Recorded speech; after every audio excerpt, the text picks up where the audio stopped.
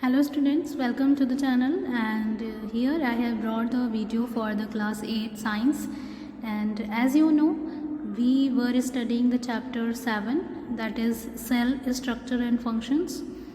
So the topics that we discussed earlier in the video, it was discovery of the cell, and we studied about the cell theory as well. We got to know this about the instrument that we used to study the cell, and हम लोगों ने ये भी पढ़ा था कि unicellular और multi cellular organisms क्या होते हैं, है ना. And then after we studied about the cell shape and size, and हम लोगों ने देखा था कि सबसे लंबी सेल कौन सी होती है, नर्व सेल होती है. सबसे बड़ी सेल ऑस्ट्रिच एग होता है, और सबसे छोटी सेल जो है वो एक बैक्टीरिया है, माइकोप्लाज्मा. हमने ये भी पढ़ा था कि माइक्रोमीटर वो यूनिट है जिसमें हम सेल की साइज़ को मेज़र करते हैं, और 1 माइक्रोमीटर में 10⁻⁻⁶ मीटर होता है ना. और फिर हम लोगों ने सेल्स का स्ट्रक्चर पढ़ा था कि सेल में, किसी भी बेसिक सेल में, सेल मेम्ब्रेन, साइटोप्लाज्म और न्यूक्लियस होता है. एंड सेल मेम्ब्रेन के बारे में सेल वॉल, साइटोप्लाज्म एंड सारे ऑर्गेनेल्स जितने हैं, mitochondria, plastid, endoplasmic reticulum, ribosome, lysosome, vacuole, Golgi body, centrosome, इन सारे सेल ऑर्गेनेल्स के बारे में भी हम लोगों ने 1 by 1 पढ़ लिया था, है ना. अभी हम लोग को पढ़ना है अबाउट द न्यूक्लियस. ये सारे सेल ऑर्गेनेल हम लोगों ने पढ़ा था, mitochondria, plastid, endoplasmic reticulum, ribosomes, lysosomes, vacuoles, Golgi body, centrosome, ये सारा हमने पढ़ लिया था. अभी हम लोग को पढ़ना है न्यूक्लियस, ठीक है. तो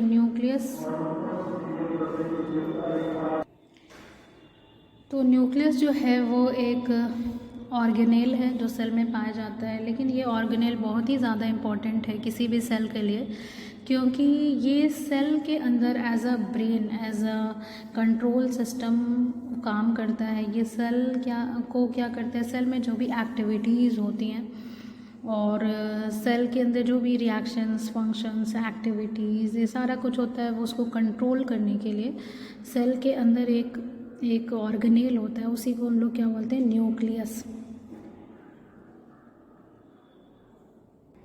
ठीक है.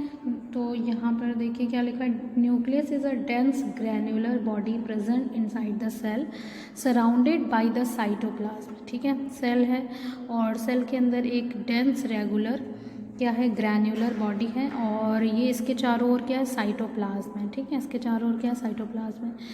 As brain controls all activities of our body, similarly the cell has a nucleus that controls all activities of the cell. जैसे अपनी बॉडी में अगर आप देखोगे तो आपकी बॉडी में आपका जो ऑर्गन है ब्रेन, वो क्या करता है, आपकी बॉडी की सारी एक्टिविटी को क्या करता है, कंट्रोल करता है ना. इसी तरीके से सेल के अंदर जो न्यूक्लियस होता है वो सेल के सारी एक्टिविटीज़ को कंट्रोल करता है, ठीक है. It is present in plant as well as animal cell. ये चाहे प्लांट सेल हो चाहे एनिमल सेल हो, दोनों में पाया जाता है. It is clearly visible when the cells are stained and are view under the microscope. अगर आप कंपाउंड माइक्रोस्कोप से भी अगर सेल को देखेंगे स्टेन करने के बाद, मतलब उसको कलर करने के बाद अगर सेल को माइक्रोस्कोप में देखेंगे, इवन कंपाउंड माइक्रोस्कोप में भी देखेंगे, तो आपको क्लियरली वो आपको दिखाई देगा, न्यूक्लियस विजिबल होगा. न्यूक्लियस की अगर हम स्ट्रक्चर की बात करें, ठीक है, तो अगर न्यूक्लियस के स्ट्रक्चर की बात करें तो इसमें जो है वो कई सारे कंपोनेंट्स होते हैं, जैसे कि nucleoplasm, nuclear membrane, nuclear pore, nucleolus और क्रोमोसोम्स, ठीक है. These are the components of the nucleus. इन सब से मिलकर जो है वो न्यूक्लियस बना होता है, ठीक है. तो इस न्यूक्लियस के स्ट्रक्चर की हम बात करते हैं. देखिए न्यूक्लियस जो है वो सबसे पहले तो डबल मेम्ब्रेन से क्या होता है, इनक्लोज्ड होता है, सराउंडेड होता है. इसको हम लोग बोलते हैं न्यूक्लियर मेम्ब्रेन, ठीक है. न्यूक्लियर मेम्ब्रेन क्या है, this is the covering, this is the layer of the nucleus, ठीक है. ये क्या न्यूक्लियस की कवरिंग है, और ये कैसी होती है, डबल मेम्ब्रेनस होती है. इसमें देखिए डबल बना हुआ है इस तरीके से, डबल, ठीक है. ये डबल मेम्ब्रेनस होती है. और लेकिन अगर आप यहाँ ध्यान से देखेंगे तो यू विल सी दैट कि ये जो मेम्ब्रेन है वो इट इज़ नॉट कॉन्टीन्यूअस, ये कॉन्टीन्यूअस नहीं है, बल्कि इसके बीच में क्या है, थोड़ा थोड़ा गैप आपको दिखाई दे रहा है. तो न्यूक्लियर मेम्ब्रेन कॉन्टीन्यूअस नहीं होती है, बल्कि उसमें थोड़े थोड़े से गैप होते हैं, स्मॉल गैप होते हैं। इन गैप को हम लोग क्या बोलते हैं? Nuclear pore. ठीक है, न्यूक्लियर मेम्ब्रेन में पाए जाने वाले गैप या होल को हम क्या बोलते हैं? Nuclear pore. न्यूक्लियर पोर, पोर का मतलब ही होता है होल। ठीक है, गैप। तो गैप ये जो होता है उसको हम बोलते हैं न्यूक्लियर पोर या होल। अब अगर इस न्यूक्लियर मेम्ब्रेन के अंदर आप देखोगे, ठीक है, तो आपको एक फ्लूइड दिखाई देगा। इसके अंदर एक जेली लाइक फ्लूइड भरा हुआ होता है। उस फ्लूइड को हम लोग क्या बोलते हैं? न्यूक्लियोप्लाज्म। क्या बोलते हैं? न्यूक्लियोप्लाज्म। ठीक है, न्यूक्लियोप्लाज्म क्या है? The fluid which is present inside the nuclear membrane. Nuclear membrane के अंदर पाया जाने वाला जो फ्लूइड होता है उसको हम लोग बोलते हैं न्यूक्लियोप्लाज्म। ओके, अब इस न्यूक्लियोप्लाज्म में आपको कुछ स्ट्रक्चर दिखाई देगा। ठीक है, एक स्ट्रक्चर आपको दिखाई देगा डार्क राउंडेड बॉडी। एक डार्क और राउंडेड स्ट्रक्चर आपको दिखाई देगा। इसको आप लोग कहते हैं न्यूक्लियोलस। ठीक है, इसको क्या बोलते हैं? न्यूक्लियोलस। डार्क राउंडेड स्ट्रक्चर आपको दिखाई देगा न्यूक्लियोप्लाज्म में, and that is called nucleolus. Okay, इसको बोलते हैं न्यूक्लियोलस। यहाँ पर आप देख सकते हैं, you can see here, this is the nucleolus. Okay, this is the nucleolus, this is the dark rounded structure. और इसके चारों ओर आपको एक ऐसा थ्रेड जैसा स्ट्रक्चर दिखाई दे रहा है ना, अनवाइंड थ्रेड। अनवाइंड थ्रेड का मतलब उलझा हुआ धागे के समान संरचना आपको दिखाई दे रही है, एंड इसको हम लोग बोलते हैं क्रोमैटिन थ्रेड। क्या बोलते हैं? Chromatin thread. ठीक है, तो these are the components which are present in the nucleus. Nucleus में ये 5 मेन कंपोनेंट होते हैं। ठीक है, एक तो सबसे बाहर डबल मेम्ब्रेनस लेयर होती है, इसको बोलते हैं न्यूक्लियर मेम्ब्रेन। ये न्यूक्लियर मेम्ब्रेन जो होती है वो कॉन्टीन्यूअस नहीं होती, इसमें थोड़े थोड़े से गैप होते हैं। उन गैप को हम क्या बोलते हैं? Nuclear pore. और उसके अंदर आप जब जाएंगे, न्यूक्लियर मेम्ब्रेन के अंदर जाएंगे, तो एक फ्लूइड इसके अंदर भरा हुआ, उसको बोलेंगे न्यूक्लियोप्लाज्म। न्यूक्लियोप्लाज्म के अंदर आपको एक डार्क राउंडेड छोटा सा स्ट्रक्चर दिखेगा, उसको बोलेंगे न्यूक्लियोलस। और न्यूक्लियोप्लाज्म में एक और स्ट्रक्चर आपको दिखाई देगा, उलझा हुआ धागे के समान स्ट्रक्चर दिखाई देगा, उसको आप बोलेंगे क्रोमैटिन थ्रेड। इसको हम लोग क्रोमैटिन थ्रेड की जगह पे क्रोमैटिन नेटवर्क भी कहते हैं। ठीक है, क्रोमैटिन नेटवर्क भी कहते हैं, या क्रोमैटिन मटेरियल भी कहते हैं। क्रोमैटिन थ्रेड कहिए, या फिर क्रोमैटिन मटेरियल कहिए, या क्रोमैटिन नेटवर्क कहिए। ठीक है, और ये आपको जो यहाँ पर दिखाई दे रहा है, this is the endoplasmic reticulum. ये क्या है? एंडोप्लाज्मिक रेटिकुलम है, जो न्यूक्लियर मेम्ब्रेन से अटैच्ड है। ठीक है, अब देखिए, यहाँ पर लिखा हुआ है the fluid present in this round body is called nucleoplasm. मतलब न्यूक्लियस के अंदर जो फ्लूइड प्रेजेंट होता है उसको हम बोलते हैं nucleoplasm. Nucleoplasm is surrounded by A double layered membrane. अभी मैंने बताया था कि डबल लेयर्ड मेम्ब्रेन से घिरी हुई होती है, उसको हम बोलते हैं nuclear membrane, which is separates it's from cytoplasm. Nuclear membrane क्या करती है? न्यूक्लियस को साइटोप्लाज्म से सेपरेट करती है। ठीक है, it is broken at certain places called nuclear pore. कहीं कहीं पर ये ब्रोकन होती है, गैप होता है, उसी गैप को हम लोग क्या बोलते हैं? न्यूक्लियर पोर कहते हैं। Through which the nucleus keeps it's link with the cytoplasm. इसी गैप के थ्रू जो न्यूक्लियस होता है वो साइटोप्लाज्म से कॉन्टैक्ट में बना रहता है। Nucleus contain a still small round body known as nucleolus. Nucleus के अंदर एक स्मॉल राउंडेड बॉडी होता है, अभी मैंने बात की थी, उसको हम लोग क्या बोलते हैं? Nucleolus. These minute details of the nucleus can be seen only under the electron microscope. Nucleus का जो डिटेल स्ट्रक्चर है आपको कंपाउंड माइक्रोस्कोप में नहीं दिखाई देगा, ये सिर्फ आपको कहाँ दिखाई देगा? इलेक्ट्रॉन माइक्रोस्कोप में दिखाई देगा। ठीक है, क्योंकि ये बहुत ही माइन्यूट होता है, तो उसकी डिटेल आपको इलेक्ट्रॉन माइक्रोस्कोप में ही देखने को मिलती है। The nucleus contains a number of thread like structure called chromosome. ठीक है, देखिए, जो यहाँ पर जो आपको थ्रेड लाइक स्ट्रक्चर दिख रहा है, उलझा हुआ धागे के जैसा संरचना दिख रहा है, इसको हम लोग बोलते हैं क्रोमैटिन थ्रेड। जब सेल में डिवीज़न होता है, आप जानते हैं कि जो सेल होती है ना, जो सेल होती है वो डिवाइड करती है ना, it divides into 2 new cell.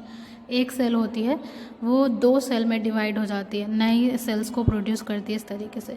तो जब सेल में डिवीज़न हो रहा होता है, तो ये जो क्रोमैटिन थ्रेड है ये क्या हो जाता है, कंडेंस और कॉम्पैक्ट हो जाता है। ठीक है, अभी तो ये उलझा हुआ है, अजीब सा दिख रहा है, लेकिन जब सेल डिवीज़न का समय आएगा ना तो ये जो क्रोमैटिन थ्रेड है वो एकदम सीधा हो जाएगा, सुलझ जाएगा और ये फिर कॉम्पैक्ट या कंडेंस होने लगेगा। जैसे धागे को आप अच्छे से लपेट देते हैं वैसा वो स्ट्रक्चर बनाएगा और कॉम्पैक्ट और कंडेंस होकर एक स्ट्रक्चर बनाएगा जिसको हम बोलेंगे क्रोमोसोम। ये क्रोमोसोम है। ठीक है, इसमें क्रोमैटिन थ्रेड इस तरीके से कॉम्पैक्ट हुआ है। ठीक है, इस तरीके से कॉम्पैक्ट कंडेंस होकर ये क्या बनाया है, क्रोमोसोम बनाया है। ठीक है, the number of chromosome is specific for every individual. ये जो देखिए क्रोमैटिन थ्रेड जो होगा सेल डिवीज़न के वक्त कंडेंस होकर क्या बनाएगा, क्रोमोसोम। कितने नंबर में क्रोमोसोम बनेंगे ये हर एक इंडिविजुअल में क्या होता है, फिक्स होता है। जैसे इंसानों में ये कितना होता है, 46 होता है या 23 पेयर होता है। ठीक है, ह्यूमन सेल में ये कितना होता है, 23 पेयर या 46। ओके, तो अलग अलग स्पीसीज़ में, अलग अलग एनिमल में क्या होता है और प्लांट में क्या होता है, इसके नंबर अलग अलग होते हैं, स्पेसिफिक होते हैं। ठीक है, फिक्स्ड होते हैं, ये याद रखेंगे आप। The number of chromosomes is specific for every individual. Chromosome can only be seen with the when the cell divides. ठीक है, क्रोमोसोम तभी बनते हैं जब सेल डिवाइड हो रही होती है, तो आपको तभी दिखाई देंगे, अदरवाइज वो क्रोमैटिन थ्रेड के फॉर्म में पड़े होंगे। They are seat of genetic material of the cell, the genes. इन क्रोमोसोम्स के अंदर एक मटेरियल होता है, उसको लोग क्या बोलते हैं, जीन्स बोलते हैं। It has structure called genes. और ये जो जीन्स होते हैं they have all the data of the cell. Cell का सारा इन्फॉर्मेशन और डेटा इन जीन्स में होता है। ठीक है, तो जब सेल डिवाइड होती है तो ये क्रोमोसोम भी क्या होते हैं, इनकी कॉपी बनती है, एक और सेट बनता है। जैसे देखिए, मान लीजिए कोई सेल है, ठीक है, तो इससे 2 सेल बननी है इसमें, तो इसमें न्यूक्लियस था, यहाँ भी न्यूक्लियस बनेगा, यहाँ भी न्यूक्लियस बनेगा, तो इसके अंदर जो क्रोमैटिन थ्रेड था, जो क्रोमोसोम था, वो यहाँ भी जाएगा, यहाँ भी जाएगा। ठीक है, तो यहाँ तो एक ही है, मान लीजिए एक ही सेट है, तो यहाँ भी एक चाहिए, यहाँ भी चाहिए, तो क्या होता है कि यहाँ पे जो क्रोमोसोम्स होते हैं उनका रेप्लिकेशन होता है, मतलब उनकी कॉपी बनती है।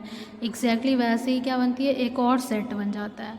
तो 2 सेट बन गया। ठीक है, 2 सेट बन गया, तो एक इसमें चला गया, एक इसमें चला गया। ठीक है, तो जो इन्फॉर्मेशन क्रोमोसोम थी वो क्या हो गई, जो इन्फॉर्मेशन क्रोमोसोम में थी वो क्या हो गई, पास ऑन हो गई from old cell to the new cell.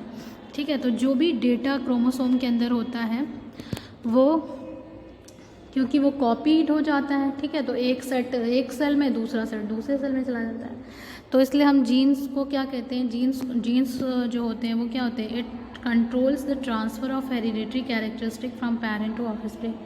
ठीक है, तो हेरिडिटरी का मतलब, हेरिडिटरी कैरेक्टरिस्टिक मतलब कि जो कैरेक्टर हमें पेरेंट से मिलते हैं। ठीक है, जो हमें पेरेंट से मिलते हैं, तो या आप ऐसे कह सकते हैं कि जो कैरेक्टर एक सेल से दूसरी सेल में क्या होता है, ट्रांसफ़र होता है, न्यू सेल में, पुरानी सेल से न्यू सेल में ट्रांसफ़र होता है, उन कैरेक्टर को हम क्या बोलते हैं, हेरिडिटरी कैरेक्टर। ठीक है, तो ये हेरिडिटरी कैरेक्टर जो है वो कौन कैरी करता है, जीन्स, इसीलिए हम इनको क्या बोलते हैं, जेनेटिक मटेरियल। ठीक है, gene is a unit of inheritance in living organism. Living organism में जो कैरेक्टर एक एनिमल से या प्लांट से एक ऑर्गेनिज्म से दूसरे ऑर्गेनिज्म में ट्रांसफ़र होता है, वो किस वजह से होता है, इन्हीं जीन्स की वजह से होता है, क्योंकि जीन्स जो होते हैं एक सेल से दूसरे सेल में पास ऑन होते हैं। जब सेल डिवाइड करती है तो वो क्या होते हैं, पास ऑन होते हैं, ट्रांसफ़र होते रहते हैं, और वो कैरेक्टरिस्टिक को क्या कर रहे होते हैं, आगे ट्रांसफ़र और ट्रांसमिट कर रहे होते हैं। ठीक है, genes are coded messages which bring in the similarity between one generation and the next generation as they are passed on from parents to the offspring. Genes में सारे वो मैंने बताया ना, जैसे सारे उसमें मैसेजेस, डेटा, इन्फॉर्मेशन होते हैं जो एक जनरेशन से दूसरी जनरेशन में पास ऑन होते हैं। ठीक है, now we will study about the functions of nucleus. Nucleus की अगर फंक्शन की बात करें तो it controls all the metabolic activities of the cell. ये सेल के अंदर जितनी भी मेटाबॉलिक एक्टिविटीज़ होती हैं, ठीक है, जो भी फंक्शन सेल में होते हैं उनको ये कंट्रोल करता है। It is responsible for sale division. अभी मैंने बताया ना सेल डिवाइड होती है, एक सेल से 2 सेल बनती है, तो ये जो सेल डिवीज़न का प्रोसेस होता है ये भी न्यूक्लियस के द्वारा ही कंट्रोल होता है। It is responsible for transmission of hereditary material from one generation to another. अभी मैंने बताया कि न्यूक्लियस के अंदर क्रोमोसोम्स होते हैं, क्रोमोसोम्स के अंदर जीन्स होते हैं और जीन्स में वो सारे इन्फॉर्मेशन होते हैं जो एक सेल से न्यू सेल में ट्रांसफ़र होते हैं। तो ये हेरिडिटरी मटेरियल को एक जनरेशन से दूसरे जनरेशन में ट्रांसफ़र करने का भी काम करते हैं, क्योंकि जो ये मटेरियल है वो कहाँ है, न्यूक्लियस के अंदर है। चलिए ये फंक्शंस हो गया। Now cells are also categorized on the basis of organism of the nucleus into on the basis of the organization of nucleus in the cell. किसी सेल में न्यूक्लियस किस तरीके का है ना, उसका ऑर्गेनाइजेशन कंप्लीट है कि नहीं, इस बेसिस पे हम सेल को 2 टाइप में डिवाइड करते हैं, ठीक है, 2 कैटेगरी में डिवाइड करते हैं। एक को हम लोग बोलते हैं प्रोकैरियोटिक सेल और दूसरे को हम बोलते हैं यूकैरियोटिक सेल। न्यूक्लियस के बेसिस पर ये डिवीज़न किया गया है। देखिए प्रोकैरियोटिक सेल में क्या होता है, वो सेल्स जिनके पास न्यूक्लियर मेम्ब्रेन नहीं होती है, ठीक है, ऐसी सेल जिनके पास न्यूक्लियर मेम्ब्रेन नहीं है, ना तो न्यूक्लियर मेम्ब्रेन है, ना तो न्यूक्लियोप्लाज्म है, ना तो न्यूक्लियोलस है, सिर्फ क्या है, जेनेटिक मटेरियल है, सिर्फ क्या है, जेनेटिक मटेरियल है, उनके पास सिर्फ जेनेटिक मटेरियल है, इसी उनको हम लोग क्या बोलते हैं, प्रोकैरियोटिक। प्रो मतलब प्रिमिटिव एंड कैरियन मतलब न्यूक्लियस। जिनका न्यूक्लियस क्या है, प्रिमिटिव है, मतलब प्रिमिटिव का मतलब कि लेस डेवलप्ड है या फिर पुराना है, ओल्ड है, ठीक है, तो उसको हम लोग बोलते हैं प्रोकैरियोटिक सेल, जैसे बैक्टीरिया और ब्लू ग्रीन एल्गी, ठीक है। देखिए दुनिया में 2 ही ऐसे ऑर्गेनिज्म हैं जो प्रोकैरियोटिक है, मतलब जिनकी सेल्स में न्यूक्लियस कंप्लीट नहीं होता है, वेल डेवलप नहीं होता है, वो क्या है, बैक्टीरिया है और ब्लू ग्रीन एल्गी हैं। ब्लू ग्रीन एल्गी को हम साइनोबैक्टीरिया भी कहते हैं, ठीक है, ब्लू ग्रीन एल्गी को हम साइनोबैक्टीरिया भी कहते हैं। ओके, यूकैरियोटिक सेल में देखिए यू का मतलब ट्रू, कैरियन का मतलब न्यूक्लियस, मतलब कि जिसमें ट्रू न्यूक्लियस, ट्रू का मतलब कंप्लीट न्यूक्लियस है, जितने भी कंपोनेंट्स हमने पढ़े सारा का सारा कंपोनेंट प्रेजेंट है, तो वो वेल डेवलप्ड और लेटेस्ट टाइप ऑफ सेल हो जाएगी, और ऐसे सेल को हम बोलेंगे यूकैरियोटिक सेल, ठीक है। जैसे for example onion cell, cheek cell, human cell, है ना, प्लांट में जो सेल होती हैं, एनिमल की बॉडी में जो सेल्स होती हैं, तो बैक्टीरिया और ब्लू ग्रीन एल्गी को निकाल के जितने भी दुनिया में ऑर्गेनिज्म है उनकी बॉडी में कैसी सेल्स हैं, यूकैरियोटिक सेल्स हैं, ठीक है, कैसी सेल्स हैं, यूकैरियोटिक सेल्स, ओके। तो आप याद रखेंगे प्रोकैरियोटिक सेल्स मतलब जिसका न्यूक्लियस क्या है, प्रिमिटिव है, मतलब उसके पास ना तो न्यूक्लियर मेम्ब्रेन है, ना तो न्यूक्लियोप्लाज्म है, ना तो न्यूक्लियोलस है, सिर्फ उसकी न्यूक्लियस, मान लीजिए ये सेल है तो इसके साइटोप्लाज्म है, ये साइटोप्लाज्म है, तो न्यूक्लियस जो होता है वो सिर्फ न्यूक्लियस नहीं होता, न्यूक्लियस के अंदर का जो जेनेटिक मटेरियल होता है वो डीएनए के फॉर्म में होता है, डीएनए के फॉर्म में ऐसा होता है, ठीक है, बस सिंपली इसको हम लोग बोलते हैं न्यूक्लियोइड,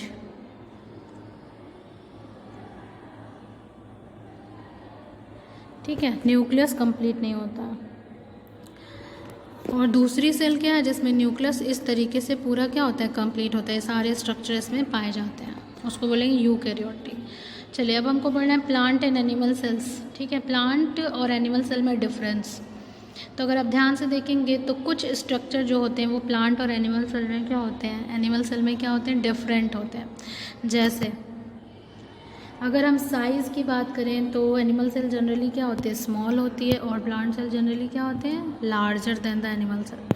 सेल वॉल की बात करें तो एनिमल सेल में ये क्या होता है, एब्सेंट होता है, प्लांट सेल में सेल वॉल क्या होती है, प्रेजेंट होती है, बहुत बड़ा डिफरेंस है ना, आपको याद रखना है। शेप की बात करें तो ये राउंडेड और इरेगुलर होता है, ये जनरली कैसा होता है, रेक्टेंगुलर होता है। प्लास्टिड एब्सेंट होता है एक्सेप्ट यूग्लिना, यूग्लिना एक यूनिसेलुलर एनिमल है, ऑर्गेनिज्म है, सिर्फ उसी के पास प्लास्टिड होता है, बाकी जितने भी एनिमल होते हैं उनके पास प्लास्टिड नहीं होते हैं, और प्लांट सेल में तो प्लास्टिड प्रेजेंट होते हैं, आपको पता है, ओके। अगर हम इसकी बात करें तो वैक्यूल की अगर हम बात करें तो वैक्यूल जो होते हैं एनिमल सेल में स्मॉल होते हैं, बहुत सारे होते हैं और टेम्परेरी होते हैं, लेकिन प्लांट में क्या होते हैं, ये परमानेंट होते हैं, बड़े से होते हैं और filled with cell shape occupying the centre cell. जो मैच्योर प्लांट सेल होती है ना, उसमें सिंगल ही क्या होता है, वैक्यूल होता है। जैसे ये सेल है, मान लीजिए दिस इज द सेल, तो सेंटर में एक बड़ा सा वैक्यूल होता है। ठीक है, वैक्यूल पढ़ रहे हैं ना, तो वैक्यूल जो होता है वो प्लांट सेल के अंदर सिंगल और सेंट्रली लोकेटेड होता है, परमानेंट होता है। और लेकिन एनिमल में क्या होता है, ये स्मॉल होते हैं वैक्यूल, स्मॉल और मेनी होते हैं और टेम्परेरी होते हैं, परमानेंट नहीं होते हैं। ठीक है, Golgi apparatus present near nucleus present and are called dictyosome. हमने पढ़ा था गोल्गी अपरेटस प्लांट में क्या कहलाता है, डिक्टियोसोम कहलाता है। ठीक है, सेंट्रियोल्स ये आप याद रखेंगे, बहुत इंपॉर्टेंट है। सेंट्रियोल जो होता है वो present within centrosome and plant cell में सेंट्रोसोम या सेंट्रियोल क्या होता है, एब्सेंट होता है। उसकी जगह पर क्या प्रेजेंट होता है, पोलर कैप प्रेजेंट होता है सेल डिवीज़न करने के लिए। ठीक है, These similarities are responsible for the difference between plant and animals. The similarity among plant and animal cells is what makes them living cells in spite of the differences. These similarities are the presence of cell membrane, cytoplasm, mitochondria, lysosome, nucleus, chromosomes and genes. ये सारे जितने भी difference हम लोगों ने पढ़े, उसके अलावा बाकी सारी चीज़ें क्या होती हैं, सिमिलर होती हैं। बाकी सारी सेल ऑर्गेनेल और सारा स्ट्रक्चर क्या होता है, सिमिलर होता है। और प्लांट और एनिमल सेल्स को वो क्या करते हैं, इंस्पाइट ऑफ इतने डिफरेंसेस के बावजूद जो प्लांट सेल और एनिमल सेल होती है वो क्वाइट सिमिलर होती है और अलाइव होती है। ठीक है, so that's all for this video. और ये चैप्टर भी आपका फिनिश हो गया। अब हम एक्सरसाइज कंप्लीट करेंगे। Thank you, have a nice day.